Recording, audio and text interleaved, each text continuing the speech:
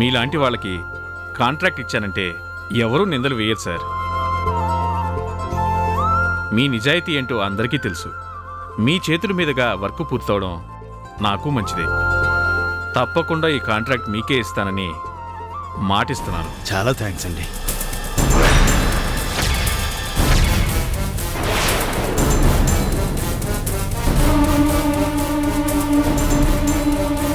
ధనుంజయ్,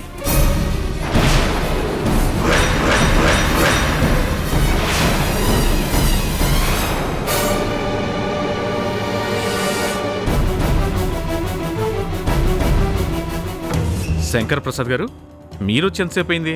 చాలాసేపు అయింది. నేను వచ్చేసరికి ఇక్కడ ఎవరూ లేరు. ముందుగా నేనొచ్చాను. సో నువ్వు ముందు నన్ను కలవాలి, నాతో మాట్లాడాలి. నేనెందుకు వచ్చానో తెలుసుకోవాలి. అంతేకాని ఇలా అలగా జనాల్ని కలిశాక నాలాంటి వాణ్ణి పలకరించడం పద్ధతి కాదు. చూడండి శంకర్ ప్రసాద్ గారు, ప్రతిరోజు నేను కిందకు వచ్చే సమయానికి హాల్లో ఎవరుంటే వాళ్ళని పలకరించడం నాకు అలవాటు. మీరు ముందు వచ్చి ఉండొచ్చు, దాన్ని నేను కాదన్ను. ముందుగా చూసింది మాత్రం సూర్యం గారిని. ఈ సిటీలో మీకు ఎంత పేరుందో సూర్యం గారికి కూడా అంతే పేరుంది. అలాంటి పెద్ద మనిషి గురించి మీరు ఇలా మాట్లాడడం పద్ధతి కాదు. సరే చెప్పండి శంకర్ ప్రసాద్ గారు, మీరు నాతో ఏం మాట్లాడడానికి వచ్చారు? డ్యామ్ కాంట్రాక్ట్ మాకు ఇప్పించమని అడగడానికి వచ్చాను. నా వల్ల మీరెన్నో ప్రయోజనాలు పొందారు. అవన్నీ మర్చిపోయి ఇప్పుడు ఒక వ్యక్తి కలవగానే తనకి కాంట్రాక్ట్ ఇచ్చేస్తానని మాట ఇవ్వడం నాకు నచ్చలేదు. ఫస్ట్ నేను అడగడానికి వచ్చాను కాబట్టి మీ నిర్ణయాన్ని వెనక్కి తీసుకొని ఆ కాంట్రాక్ట్ మాకు ఇవ్వడం మీకే మంచిది. చూడండి శంకర్ ప్రసాద్ గారు, మీరు నాకు స్నేహితులు. మన ఇద్దరి మధ్య మంచి అనుబంధం ఉంది, నేను కాదన్ను. కానీ ఇలా అందరి ముందు మీరు నాకు ఏదో చేశారని చెప్పడం నాకు నచ్చలేదు. ఒక ఎమ్మెల్యే స్థాయిలో ఉన్న వాళ్ళకి మీలాంటి బిజినెస్ మ్యాన్ వల్ల ఏదో ఒక అవసరం వస్తూనే ఉంటుంది. అలాగే మా అధికారం వల్ల మీకు కూడా అవసరాలు ఉంటూ ఉంటాయి. అది మర్చిపోయి మీరు ఇలా మాట్లాడడం నాకు నచ్చలేదు. ఇక రెండో విషయం, ఈ కాంట్రాక్ట్ని నేను అసెంబ్లీలో ఫైట్ చేసి తీసుకొచ్చాను. అది ఒక నిబద్ధత ఉన్న కంపెనీకి అప్పచెప్పాలని నేను సీఎం గారికి కూడా చెప్పాను. ఈ సిటీలో సూర్యం గారు చేపట్టిన ఏ ప్రాజెక్టులో కూడా ఎటువంటి మరకా లేదు.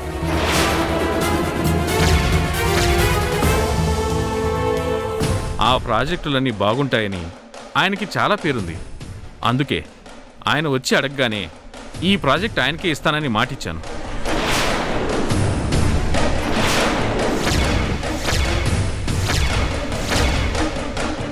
కాబట్టి నా మాటని వెనక్కి తీసుకోలేను. అధికారం మీ చేతిలో ఉంది కదా అని ఇప్పుడు మీరిలా మాట్లాడొచ్చు. ఈ సూర్యం మిమ్మల్ని ఎలా మాయ చేశాడో నేను ఊహించుకుంటాను. కానీ ఏదో ఒకరోజు నా అవసరం మీకు కూడా వస్తుంది. అప్పుడు నేనేంటో చూపిస్తాను.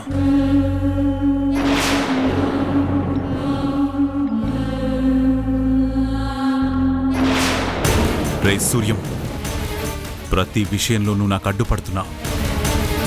నన్ను గెలవాలని ప్రయత్నిస్తున్నావు. ఇలాంటి వాళ్ళని చేతిలో పెట్టుకుని నన్ను ఓడించానని మురిసిపోతున్నావు. కానీ ఒక్కటి గుర్తుపెట్టుకో, ఎప్పటికైనా గెలిచేది నేనేనని, ఓడేది నువ్వే అని.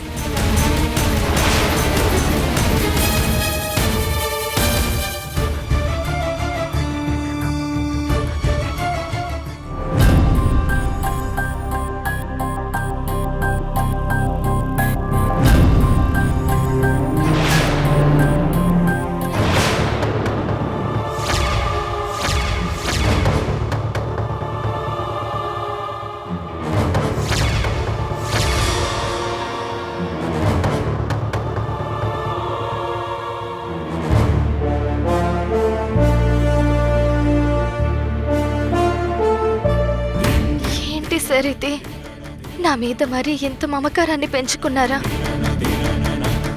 మీరు నన్ను అభిమానిస్తున్నారన్న సంగతి మీరే చెప్పారు. కానీ మీరిలా టేబుల్ మీద నా ఫోటో పెట్టుకున్నారంటేనే నా మీద ఎంత ప్రేమని చూపిస్తున్నారో నాకు అర్థమవుతుంది. కానీ నేను ఏ నిర్ణయము తీసుకోలేని పరిస్థితుల్లో ఉన్నాను.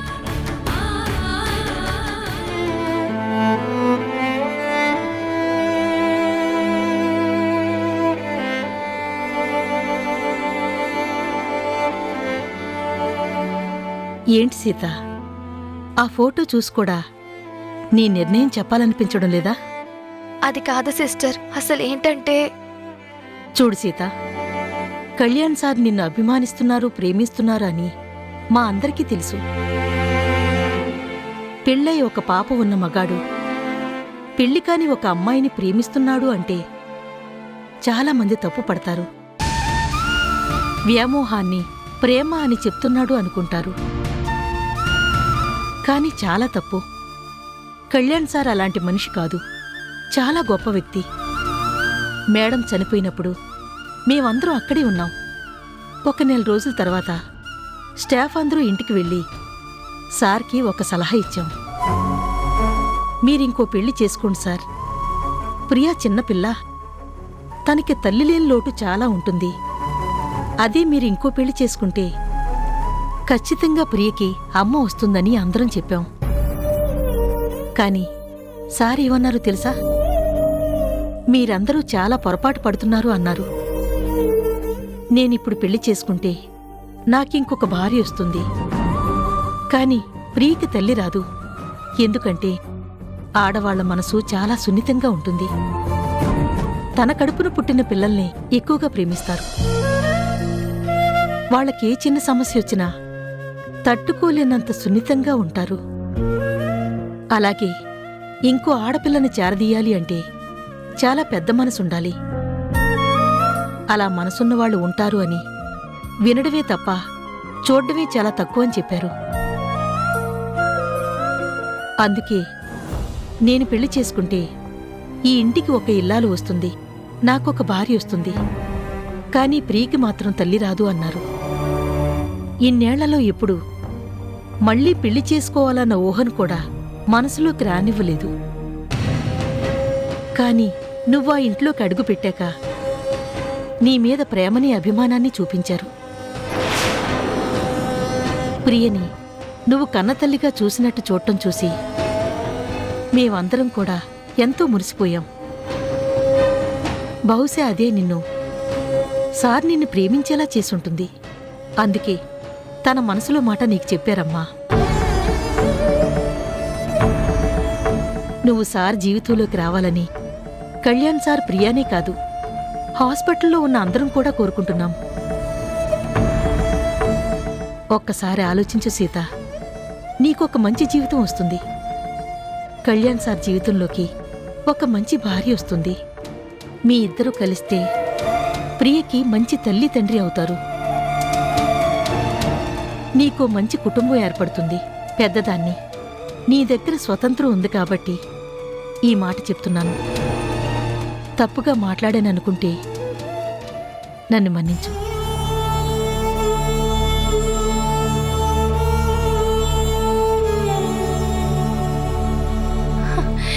ఏం చెప్పమంటారు సిస్టర్? నా జీవితం ఏంటో నాకే తెలియని పరిస్థితుల్లో ఉన్నాను. నేనొక వ్యక్తిని ప్రేమించాను, కానీ అదే వ్యక్తిని నా అక్క ప్రేమించింది. తను పెళ్లి కూడా చేసుకుంది. కానీ వంశీ నా మీద ప్రేమతో అక్కకి దూరంగా ఉంటున్నాడు. ప్రస్తుతానికి వాళ్ళిద్దరినీ ఒక్కటి చెయ్యాలన్న ఆలోచనలోనే నేనున్నాను.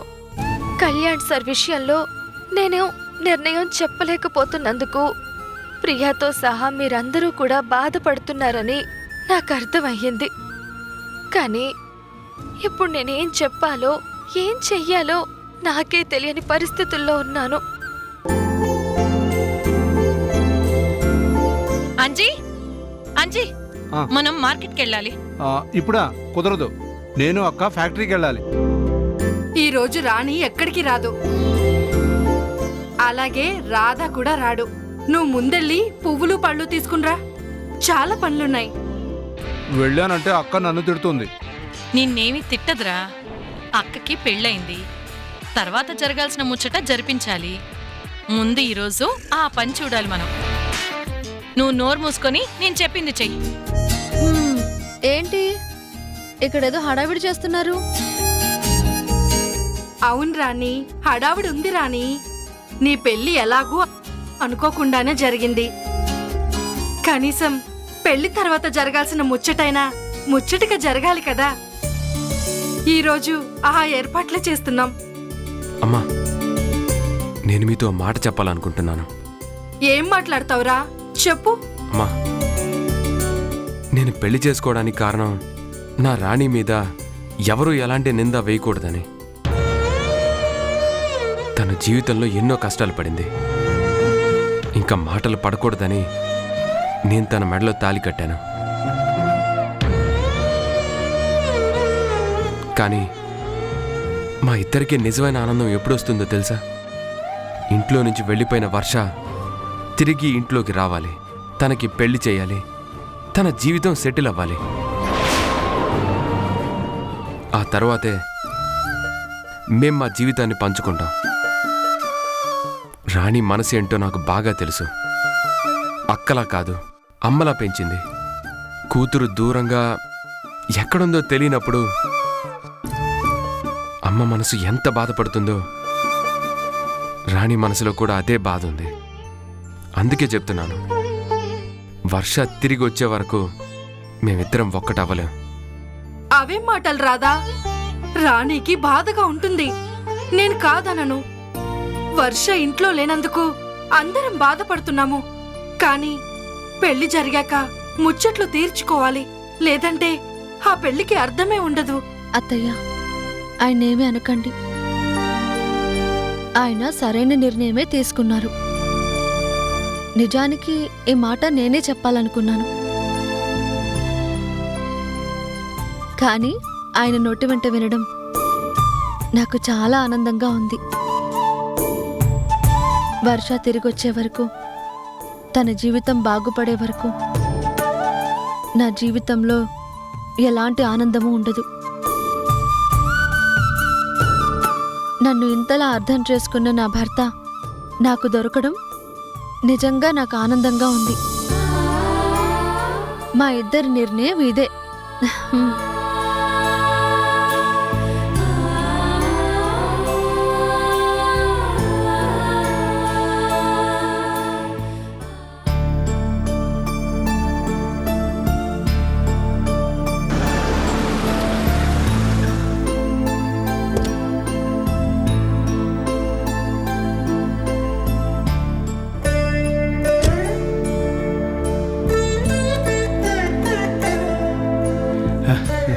అమ్మా పూర్ణ,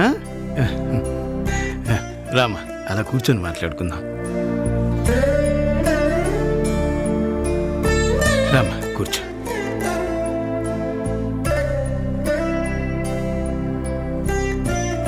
శంకర్ ఎలా ఉన్నాడమ్మా?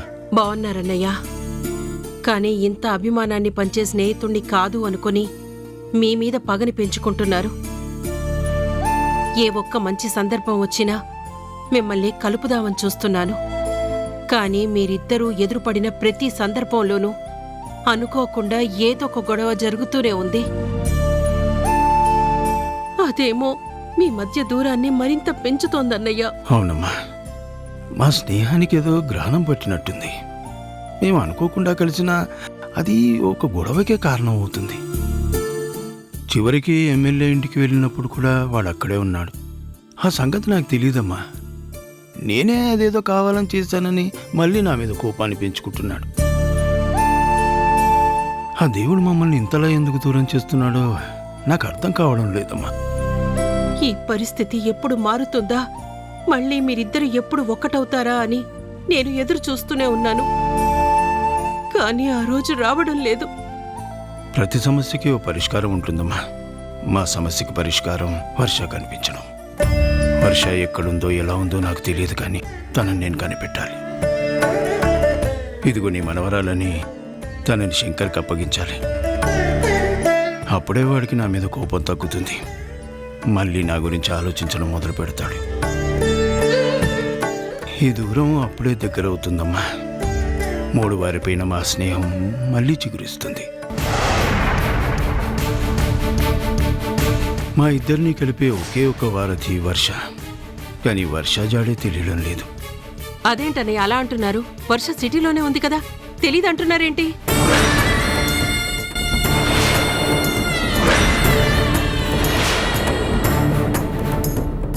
ఏంటమ్మా నువ్వు అనేది?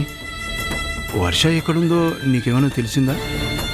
అదే అన్నయ్య, మీరు పేపర్లో వేయించారు కదా నా మనవరాలు గొలుసని.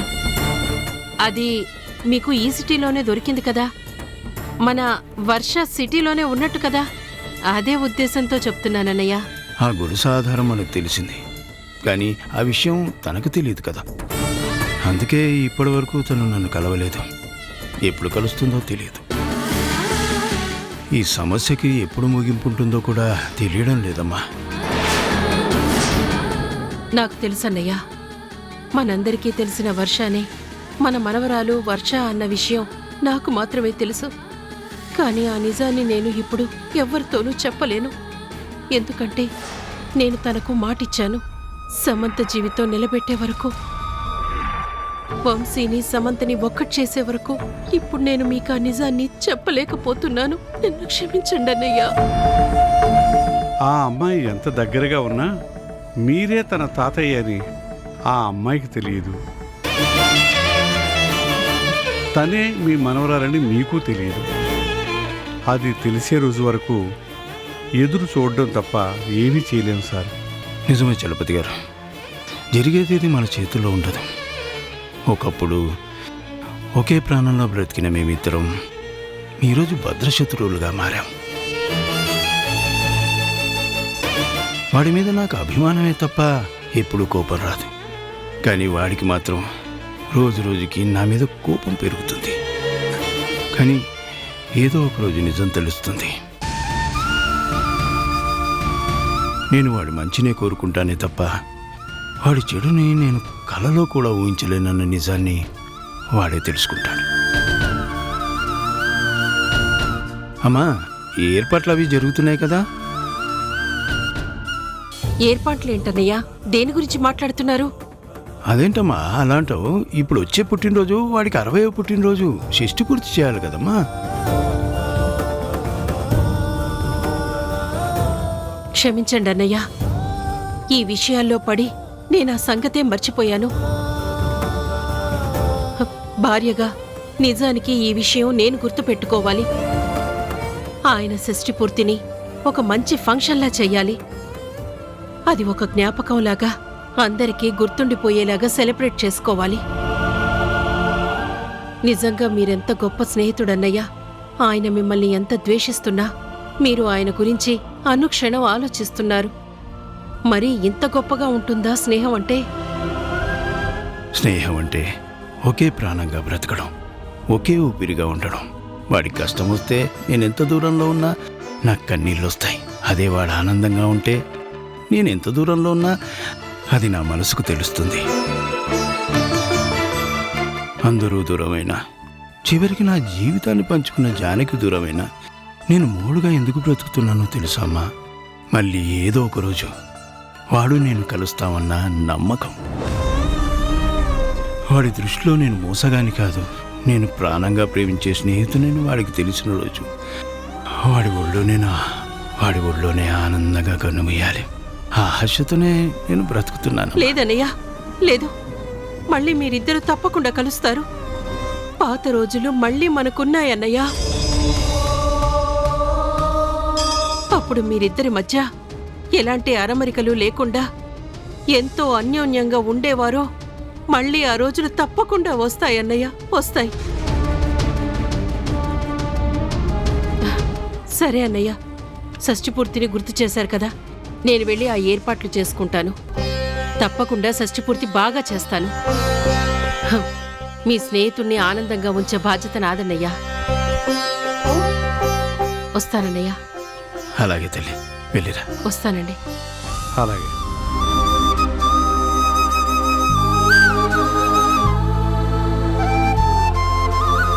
సార్, ఇన్నేళ్ళైనా ఇన్ని గొడవలు జరుగుతున్నా ఇంతలా స్నేహితుడి గురించి ఆలోచించే మిమ్మల్ని చూస్తుంటే నాకు చాలా సంతోషంగా ఉంది సార్. అమ్మ జన్మనిస్తుంది, భార్య జీవితాన్ని ఇస్తుంది. కానీ స్నేహితుడు మాత్రం అమ్మలా ప్రేమిస్తాడు, తండ్రిలా వెన్నుతట్టి నడిపిస్తాడు. ఎంత కష్టం వచ్చినా, ఎంత పెద్ద సమస్య వచ్చినా తోడుగా ఉండేవాడే స్నేహితుడంటే. స్నేహాన్ని వదులుకోవడం అంటే ప్రాణాన్ని వదులుకోవడమే. నేను మట్టిలో కలిసే వరకు మా స్నేహానికి మరణం ఉండదు చలపతి గారు.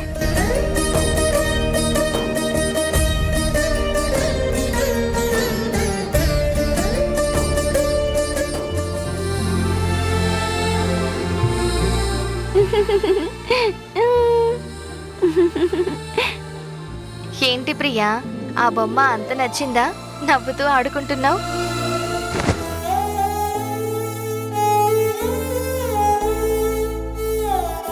అదేంటి ప్రియా, ఇంతవరకు బాగానే ఆడుకున్నావు కదా, మరి నేను అడిగితే అలా పక్కన పడేశావేంటి?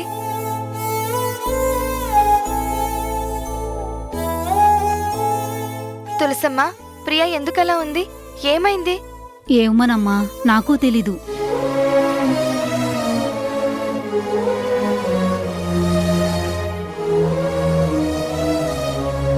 ప్రియా, ఈ చాక్లెట్ అంటే నీకు చాలా ఇష్టం కదా, అందుకే తీసుకొచ్చాను. తీసుకో.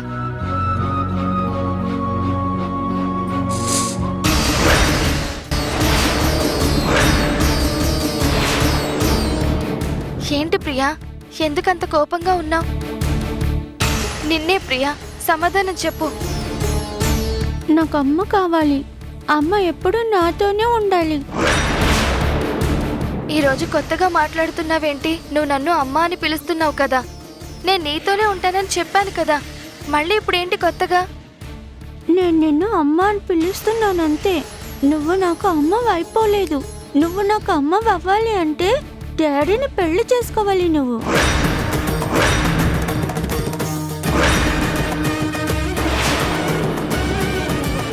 డాడీని నువ్వు పెళ్లి చేసుకుంటేనే నువ్వు నాకు అమ్మ అవుతావు. ఎప్పటికీ నాతోనే ఉంటావు. అదేం లేదమ్మా. అయినా ఇవన్నీ నీకెవరు చెప్పారు? నేనెప్పుడూ నీకు అమ్మనే. నేను నిన్నెప్పుడూ నా కూతురులాగే చూసుకుంటాను, అంతే. అంతకు మించి నువ్వింకేం ఆలోచించుకో. మాట మార్చకు. నువ్వంటే డాడీకి చాలా ఇష్టం. డాడీ చాలా మంచివారు. డాడీని పెళ్లి చేసుకోవడానికి అభ్యంతరం ఏంటి?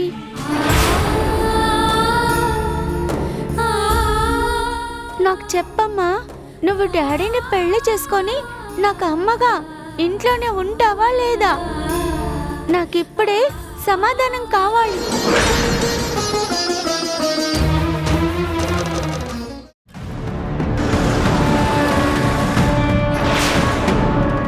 ఇదేంటి, ఇది కళ్యాణిల్లు కదా.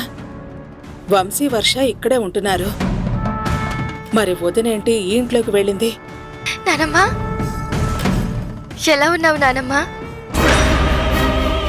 ఆ కార్డేంటి నానమ్మా? అది మీ తాతయ్య షష్ఠి పూర్తి ఫంక్షన్ చేస్తున్నామమ్మా. నువ్వు కూడా తప్పకుండా రావాలి.